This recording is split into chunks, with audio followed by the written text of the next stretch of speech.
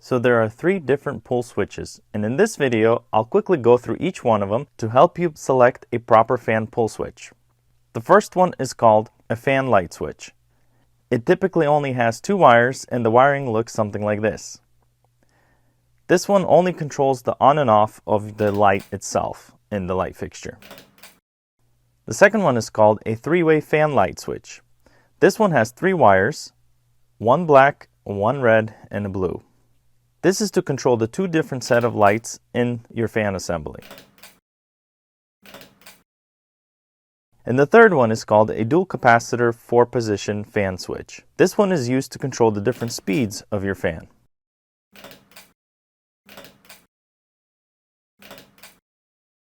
It typically has 4 wires, an input wire L, then a 1, a 2, and a 3.